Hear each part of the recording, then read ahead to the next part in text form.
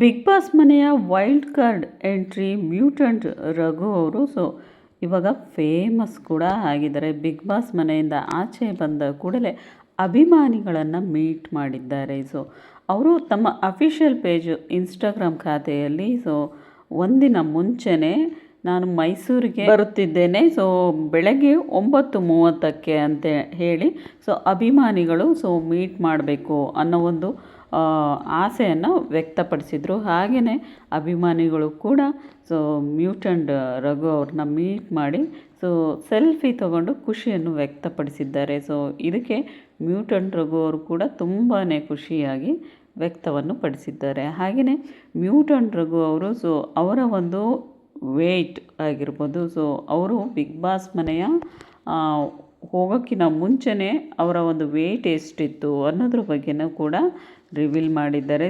ಈಗ ಎಷ್ಟು ಆಗಿದೆ ಆಫ್ಟರ್ ಆ್ಯಂಡ್ ಬಿಫೋರ್ ಆಗಿರೋವಂಥ ಪಿಕ್ಚರ್ನು ಕೂಡ ಹಾಕಿದ್ದಾರೆ. ಅಲ್ಲದೆ ಅವರ ಇನ್ಸ್ಟಾಗ್ರಾಮ್ ಖಾತೆಯಲ್ಲಿ ಹೋಗುವಾಗ 60,000 ಫಾಲೋವರ್ ಇದ್ದರು. ಈಗ 300K ದಾಟಿದರೆ ತುಂಬ ಹೃದಯದ ಧನ್ಯವಾದಗಳು ಎಲ್ಲರಿಗೂ ಅಂತಲೂ ಕೂಡ ಅಭಿನಂದನೆಯನ್ನು ತಿಳಿಸಿದ್ದಾರೆ ಅಭಿಮಾನಿಗಳಿಗೆ.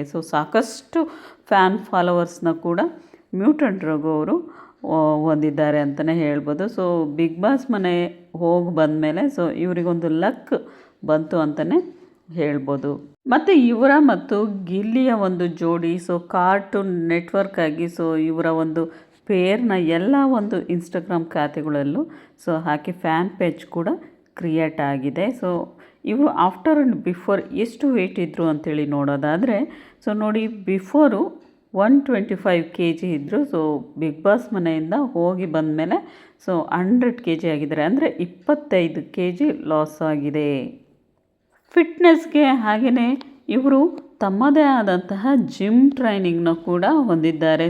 ಈಗ ಮತ್ತೆ ಅದೇ ಫಿಟ್ನೆಸ್ಸಿಗೆ ಪ್ರಯತ್ನ ಮಾಡ್ತಾ ಇದ್ದಾರೆ. 125 kgಯಿಂದ 100 kg ಬಂದಿರುವಂತಹ ಬಿಗ್ ಬಾಸ್ ಮನೆಯ ಮ್ಯೂಟೆಂಟ್ ರಘು ಅವರು ಮತ್ತೆ ಅದೇ ರೀತಿಯಾಗಿ ಫಿಟ್ನೆಸ್ಗೆ ತಯಾರಿಯನ್ನು ನಡೆಸಿದ್ದಾರೆ. All the very best sir, ಒಳ್ಳೆಯದಾಗಲಿ ನಿಮಗೆ ಫ್ಯೂಚರ್ಗೆ. ಇನ್ನಷ್ಟು ನ್ಯೂ ಪ್ರಾಜೆಕ್ಟ್ಗಳು ನಿಮಗೆ ಸಿಗ್ತಾ ಹೋಗಲಿ. All the very best. ಈ ವಿಡಿಯೋ ನಿಮಗೆ ಇಷ್ಟ ಆಗಿದ್ದರೆ ಲೈಕ್ ಮಾಡಿ, ಶೇರ್ ಮಾಡಿ, ಹಾಗೆಯೇ ಸಬ್ಸ್ಕ್ರೈಬ್ ಆಗಿ. ನೆಕ್ಸ್ಟ್ ವ್ಲಾಗಲ್ಲಿ ಇಂಟ್ರೆಸ್ಟಿಂಗ್ ಆಗಿರೋಂಥ ಟಾಪಿಕ್ ಒಂದಿಗೆ ಮತ್ತೆ ಸಿಗ್ತೀನಿ. ಬಾಯ್.